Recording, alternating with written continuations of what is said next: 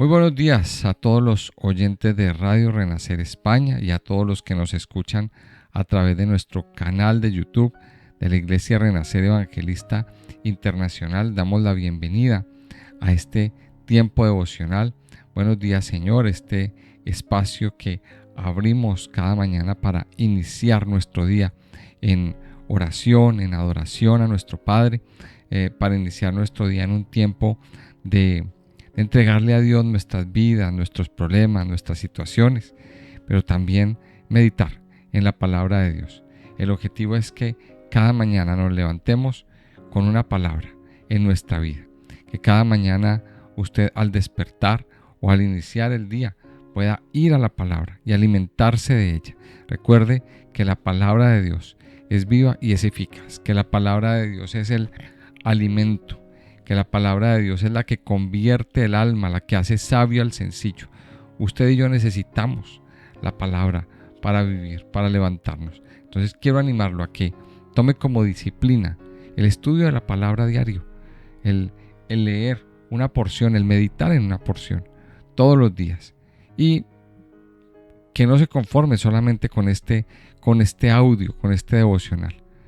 Yo quiero invitarle a que también, aparte, tome la disciplina de usted ir y leer y estudiar la palabra y apartar un tiempo para orar, para consagrar su vida al Señor. Quiero aprovechar este momento para invitarles, si ustedes no se han suscrito al canal de YouTube, invitarles a que lo hagan, a que se suscriban, a que le pongan me gusta a los videos, a que hagan comentarios y a que compartan los videos en sus grupos, a que compartan este devocional. Compártalo con otras personas. Hágale saber a otras personas del mensaje que aquí estamos proclamando. Y bueno, invitarles también a que escuchen este audio hasta el final. Bueno, vamos a la palabra de Dios, a continuar en el capítulo 10 del segundo libro de Reyes. Abra por favor su Biblia en el capítulo 10 del segundo libro de Reyes.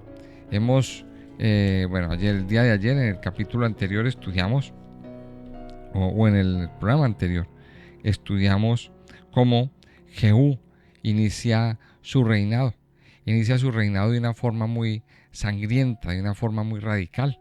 Y vimos el día de ayer cómo extermina la casa de Acab, cómo hace una masacre inmensamente grande, sacrifica los 70 hijos de Acab y toda la descendencia que Acab tenía, terminando así de cumplir lo que Dios había dicho, había expresado en su palabra.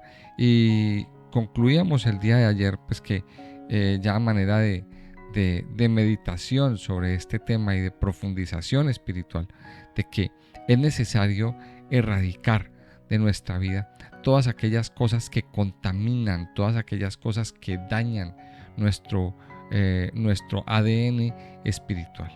Recuerde que la tierra estaba contaminada por una sangre maldita, por una sangre que estaba contaminada de inmundicia, de idolatría, de paganismo, de manipulación, etcétera, etcétera.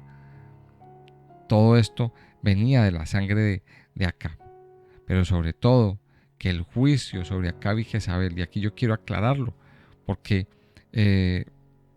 reyes idólatras y malos, pues usted en el estudio que estamos desarrollando lo puede ver que siempre han habido. Entonces la pregunta es: ¿por qué Dios decretó el juicio sobre Acab y sobre su descendencia? Por una simple razón: porque lo que desató la ira de Dios de tal manera fue la muerte de sus siervos, la muerte sistemática de la sangre inocente de los profetas de Dios. Esa persecución tan tremenda, eso desató la ira de Dios. Entonces miremos que las cosas que tenemos que erradicar de nuestras vidas. Y en la segunda parte, a partir del verso 18, vamos a ver cómo Jehú toma otra determinación, también un poco radical y sangrienta: la eliminación o el exterminio del culto a Baal. Vamos a leer en el versículo 18, dice lo siguiente: Después reunió Jehú a todo el pueblo y les dijo: Acab sirvió poco a Baal, mas Jehú lo servirá mucho. Llamadme pues luego a todos los profetas de Baal, y a todos sus siervos, y a todos sus sacerdotes, que no falte uno, porque tengo un gran sacrificio para Baal. Cualquiera que faltare no vivirá. Esto hacía Jehú con astucia, para exterminar a los que honraban a Baal. Y dijo Jehú: santificad un día solemne a Baal, y ellos lo convocaron. Y envió Jehú por todo Israel, y vinieron todos los siervos de Baal, de tal manera que no hubo ninguno que no viniese. Y entraron en el templo de Baal, y el templo de Baal se llenó de extremo a extremo. Entonces dijo al que tenía el cargo de las vestiduras: saca vestiduras para todos los siervos de Baal. Y él le sacó vestiduras. Y entró Jehú con Jonadab, hijo de Recab, en el templo de Baal, y dijo a los siervos de Baal: mirad y ved que no haya aquí entre vosotros alguno de los siervos de Jehová, sino solo los siervos de Baal. Y cuando ellos entraron para hacer sacrificios y holocaustos, Jehú puso fuera a 80 hombres, y les dijo: cualquiera que dejare vivo a alguno de aquellos hombres que yo he puesto en vuestras manos, su vida será por la del otro. Y después que acabaron ellos de hacer el holocausto, Jehová dijo a los de la guardia y a los capitanes: entrar y matadlos, que no escape ninguno. Y los mataron a espada, y los dejaron tendidos los de la guardia y los capitanes, y fueron hasta el lugar santo del templo de Baal, y sacaron las estatuas del templo de Baal, y las quemaron, y quebraron la estatua de Baal, y derribaron el templo de Baal, y lo convirtieron en letrinas hasta hoy. Así exterminó Jehú a Baal de Israel. Con todo eso, Jehú no se apartó de los pecados de Jeroboam, hijo de Nabat, que quiso pecar a Israel, y dejó en pie los becerros de oro que estaban en Betel y en Dan. Y Jehová dijo a Jehú: por cuanto has hecho bien ejecutando lo recto delante de mis ojos, e hiciste a la casa de Acab conforme a todo lo que estaba en mi corazón, tus hijos se sentarán sobre el trono de Israel hasta la 4ª generación. Mas Jehú no cuidó de andar en la ley de Jehová, Dios de Israel, con todo su corazón, ni se apartó de los pecados de Jeroboam, el que había hecho pecar a Israel. En aquellos días comenzó Jehová a cercenar el territorio de Israel, y los derrotó a Hazael por todas las fronteras, desde el Jordán al nacimiento del sol, toda la tierra de Galaad, de Gad, de Rubén y de Manasés, desde Aroer, que está junto al arroyo de Amón, hasta Galaad y Basán. Los demás hechos de Jehú y todo lo que hizo, y toda su valentía, ¿no está escrito en el libro de las crónicas de los reyes de Israel? Y durmió Jehú con sus padres, y lo sepultaron en Samaria, y reinó en su lugar Joacás, su hijo. El tiempo que reinó Jehú sobre Israel en Samaria fue de 28 años. Bueno, vamos a ver entonces ya en esta segunda parte del capítulo 10 cómo Jehú continúa tomando decisiones firmes. Ya vimos lo que exterminó la casa de Acab. Ahora su misión era exterminar el culto a Baal. Recuerde que este culto a Baal había sido instituido por Acab y por Jezabel. Aparte, esto es aparte del pecado de Jeroboam. Esto es aparte, esto es otra cosa. Pero está relacionada con lo mismo. Están relacionadas, pero no son iguales. Total que había un culto a Baal. Ellos lo instituyeron. Ellos hicieron ahí en Samaria un templo. Hicieron de Samaria como su centro de adoración de Baal, como una segunda capital de la adoración de Baal. O sea que consagraron esa ciudad a Baal. Y era un foco fuerte de adoración, era un foco fuerte de paganismo esta ciudad de Samaria. Entonces, sí, porque creo que tenía el único templo de Baal en el territorio de Israel. Entonces miremos esto que fuerte. Entonces Jehú toma la determinación de exterminar la idolatría a Baal. Ya miramos aquí en la historia cómo toma una decisión muy astuta. Se hace el que va a adorar, el que va a entregarle, el que le va a hacer sacrificios a Baal. Convoca a los sacerdotes, es decir, todos los sacerdotes vienen de todas partes. Hay como una especie de congreso, una especie de fiesta solemne. Total que el templo se llena de lado a lado. Y están ahí, diríamos que la crema innata del sacerdocio a Baal de todos los alrededores. Vienen, se reúnen ahí, hacen el sacrificio, hacen todo lo que van a hacer, y Jehú aprovecha y en ese momento ordena que sean muertos todos los sacerdotes de Baal. Se mete al lugar santo, a ese lugar de adoración donde están las estatuas, donde están haciendo el sacrificio, saca los ídolos y los destruye. O sea, aquí viene un proceso sistemático de destrucción. Entonces miremos que aquí hay varias situaciones. Primero, que la idolatría era un tema prohibido en Israel. Era es uno de los mandamientos, de los 10 mandamientos, el primero de los mandamientos de la ley de Dios. Si usted va a la Biblia, en Éxodo, en el capítulo 20, se va a encontrar con que el primer mandamiento es: no te harás imagen de lo que hay en la tierra, ni te inclinarás, ni las adorarás, ni nada de esto. El primer mandamiento tiene que ver con la idolatría, y eso es lo que Dios más aborrece. Si usted lee en el Antiguo Testamento las palabras más fuertes de Dios hacia el pueblo, son a raíz de la idolatría. Y esto nos lo vamos a encontrar mucho, estas palabras fuertes nos las vamos a encontrar mucho en los libros de los profetas. Porque Dios envió profetas para juzgar la idolatría. Dios envió profetas para hacerle caer en cuenta al pueblo de que estaban en un error. Y utiliza palabras muy fuertes, ya las vamos a encontrar. Ahora, todo esto que hemos venido estudiando en estos libros de los reyes y en los libros de crónicas, nos van a servir como base, nos van a permitir conocer el contexto cultural e histórico y social para poder entender los libros de los profetas. O sea que otra de los objetivos es que usted le preste atención a todo lo que está pasando aquí en estos libros de los reyes y de crónicas, porque ahí vamos a entender por qué Dios habla como habla en el libro de Jeremías, en el libro de Isaías, en el libro de Ezequiel y en los libros de los profetas menores. Ya llegaremos allí. De momento vamos a mirar el contexto social, lo que está sucediendo acá. Entonces, Jehú extermina el culto a Baal. Mire que esto es muy importante. O sea, empieza a exterminar la idolatría de Israel. Pero aquí nos encontramos un punto, como un punto negro en medio de toda esa determinación que Jehú tomó. Y es que dice en el versículo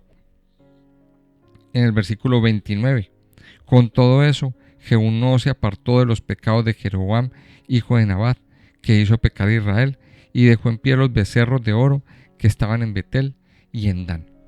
Recordemos una vez más que el pecado de Jeroboam fue que se inventó una secta, se hizo 2 becerros de oro, los puso en determinados lugares.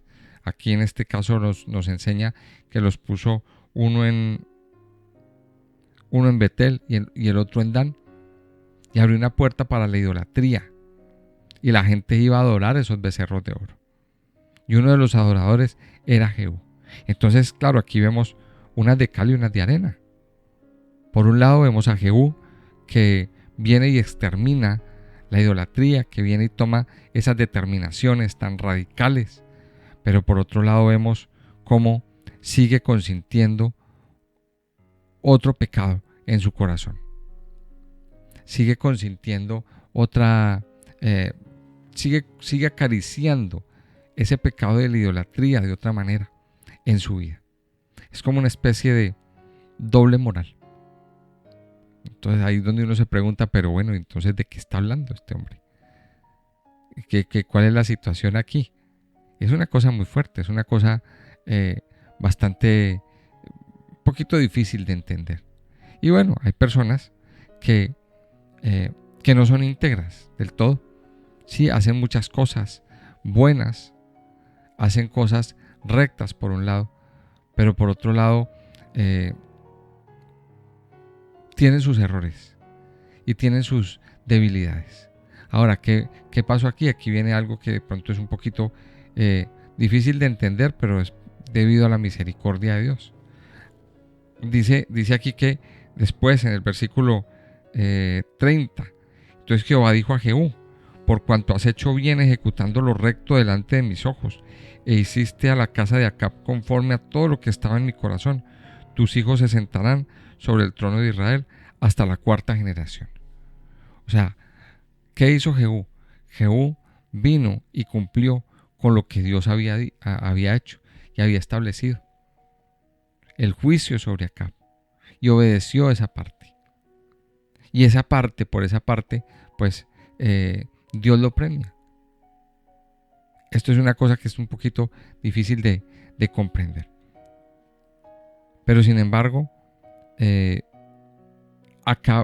hombre Jehú dice en el versículo 31, no cuidó de andar en la ley de Jehová Dios de Israel con todo su corazón, ni se apartó de los pecados de Jeroboam, el que había hecho pecar a Israel.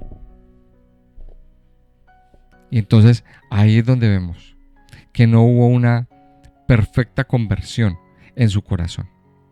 ¿Qué nos enseña todo este pasaje? Mire, si el de ayer nos enseñaba a ser radicales con las cosas que contaminaban nuestra vida, el de hoy tiene que, en el de hoy recibimos la enseñanza pues precisamente de erradicar la idolatría de nuestra vida. Mire, la idolatría es un tema que es una planta que ha echado muchas raíces en nosotros. Y esas raíces se profundizan tanto y avanzan tanto que llegan hasta lugares, pues hasta los lugares menos insospechados en la vida de cada persona. Y entonces puede que usted diga, no, yo ya no soy idólatra, pero de alguna manera hay alguna raíz escondida, profundizada, que está obstruyendo algún proceso en la vida y en el corazón. Y aquí es donde nosotros vamos a pedirle al Señor que elimine esos vestigios, esas raíces, esas semillas que quedaron por allá muy guardadas, muy en lo profundo, que a lo mejor usted pensará, como le decía hace un momento, que ya no existe nada de idolatría en su vida. Pero por ahí habrá alguna semilla. Y eso es lo que vamos a pedirle al Señor hoy, que quite de nuestra vida. Primero, en el Salmo 115, este Salmo 115 es un salmo donde el salmista en medio de su oración nos está dando a entender la profundidad de la idolatría. Quiero invitarle a que vaya conmigo al Salmo 115 y mire lo que dice. Vamos a mirar lo que nos dice este salmo. Dice: no a nosotros, oh Jehová, no a nosotros, sino a tu nombre da gloria, por tu misericordia y por tu verdad. ¿Por qué han de decir las gentes, dónde está ahora su Dios? Nuestro Dios está en los cielos. Todo lo que quiso ha hecho. Los ídolos de ellos son plata y oro, la obra de manos de hombres. Tienen boca, mas no hablan. Tienen ojos, mas no ven. Orejas tienen, mas no oyen. Tienen narices, mas no huelen. Manos tienen, mas no palpan. Tienen pies, mas no andan. No hablan con su garganta. Semejantes a ellos son los que los hacen, y cualquiera que confía en ellos. Vamos a parar ahí. En estos versículos, ¿qué nos dicen? Nos describe los ídolos. Tienen boca, dice son plata, obra de manos de hombres. Tienen boca, no hablan. tienen ojos, no ven, tienen orejas, mas no oyen, tienen narices, mas no huelen, manos tienen, mas no palpan, tienen pies, mas no andan, no hablan con su garganta. Mire la descripción que hace de los ídolos. Los ídolos son inertes. Los ídolos son inertes. No hablan, no ven, no oyen, no huelen, no palpan, no andan, no hablan con su garganta. Pero mire lo que dice el versículo 8. Semejantes a ellos son los que los hacen y cualquiera que confía en ellos. O sea que lo que nos dice este salmo es que la idolatría produce un bloqueo en nuestros sentidos espirituales. La idolatría tiene como consecuencia bloquear nuestra boca, bloquear nuestros ojos, bloquear nuestros oídos, bloquear nuestras gargantas, bloquear nuestras narices, bloquear nuestro discernimiento. O sea, eso tiene la idolatría, eso produce la idolatría. Aquí lo dice el versículo 8, semejantes a ellos son los que los hacen y cualquiera que confía en ellos. Ahora recordemos esto, nosotros venimos de una raíz de idolatría en nuestra vida. De alguna manera en nuestra vida se practicó o nuestros antepasados practicaron la idolatría. Y han quedado esos vestigios, han quedado esas consecuencias, esas raíces en nuestra vida, en nuestro interior. Por eso ahora tenemos que renunciar a toda idolatría en nuestra vida. Ahora tenemos que pedirle al Señor que limpie nuestro ADN espiritual y decirle al Señor que renunciamos a toda herencia de maldición de idolatría en nuestra vida. Ahora, esto es en lo referente a la idolatría, a figuras, a santos, digamos. Pero también hay otra idolatría quizá más profunda, la idolatría a cosas inmateriales. Miren, en segunda de Timoteo, en el segundo libro de Timoteo, en el capítulo 3, nos encontramos aquí otra realidad. Y vamos a mirar aquí lo que dice segunda de Timoteo capítulo 3. Dice, también debes saber esto, que en los postreros días vendrán tiempos peligrosos, porque habrá hombres amadores de sí mismos, avaros, vanagloriosos, soberbios, blasfemos, desobedientes a los padres, ingratos, impíos, sin afecto natural, implacables, calumniadores, intemperantes, crueles, aborrecedores de lo bueno, traidores, impetuosos, infatuados, amadores de los deleites más que de Dios, que tendrán apariencia de piedad, pero negarán la eficacia de ella. A estos evita. Mire lo que nos está diciendo aquí. O sea, hay un segundo tipo de idolatría. La idolatría a cosas que no son materiales. La idolatría a nosotros mismos. La idolatría a la belleza. La idolatría a otras cosas. Y aquí lo dice claramente en este capítulo 3 de segunda de Timoteo. En los postreros tiempos. Ahora, esa imagen esa palabra de los postreros tiempos la vamos a traducir a hoy en día. Hoy en día la gente está más pendiente de sí mismo, de su belleza, de su aspecto físico, y son esclavos de su aspecto físico. Son esclavos de su propia vida. Y aquí dice, porque habrá hombres amadores de sí mismos, avaros, vanagloriosos, soberbios, blasfemos, desobedientes a los padres, ingratos, impíos, etcétera, etcétera. Mire, amado hijo de Dios, tenemos que erradicar toda idolatría de nuestra vida.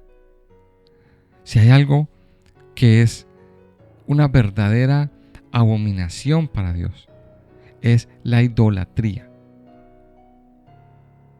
Dios no quiere la idolatría. Dios aborrece la idolatría en todas sus formas.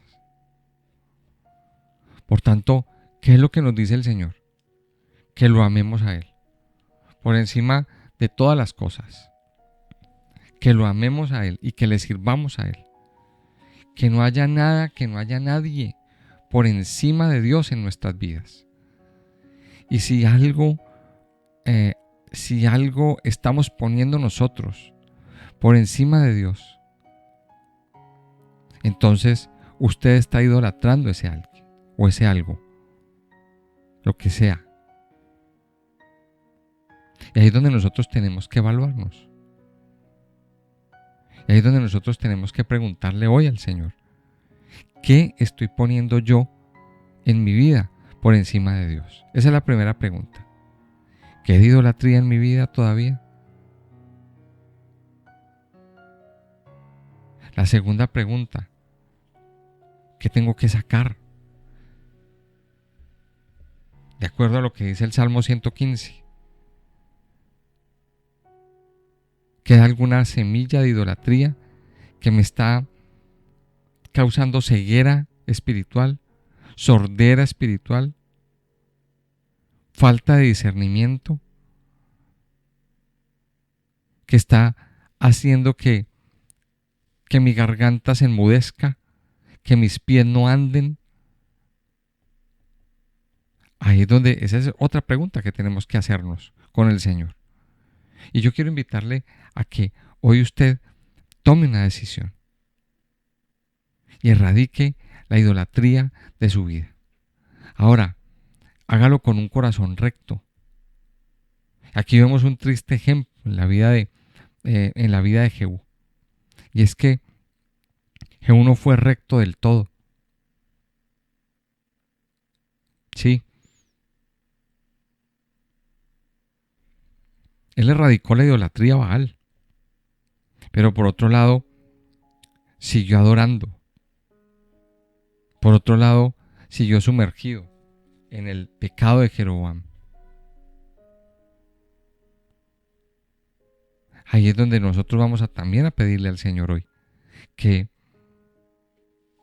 nos haga personas, hombres rectos, hombres y mujeres que seamos íntegros delante de Dios.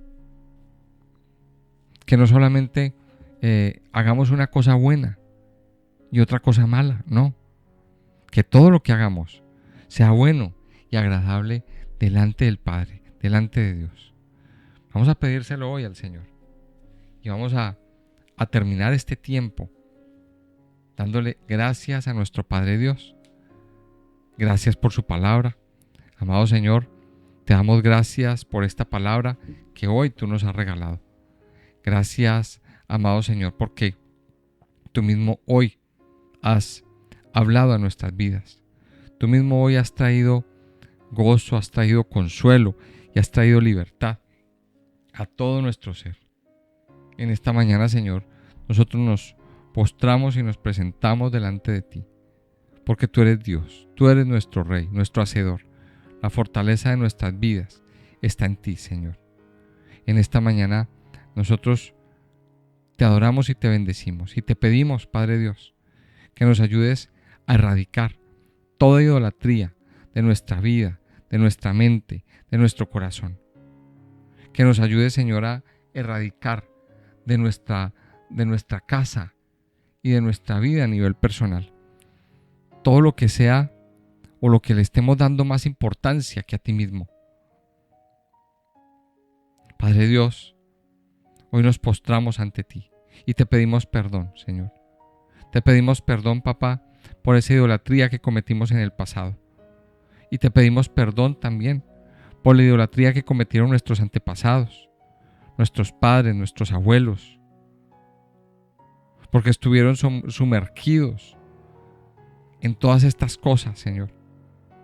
Ayúdanos a ser libres, ayúdanos a ser limpios, ayúdanos a quitar, Señor, de nuestro corazón toda la inmundicia de idolatría, Señor. Libera nuestro ADN. Yo te lo pido hoy, Señor, libera nuestro ADN espiritual. Arranca, Señor, y haz que se pudra toda semilla, toda raíz de idolatría que haya quedado escondida en lo profundo del corazón, en lo profundo de nuestra vida, Señor. Haz que se pudra, Señor, haz que se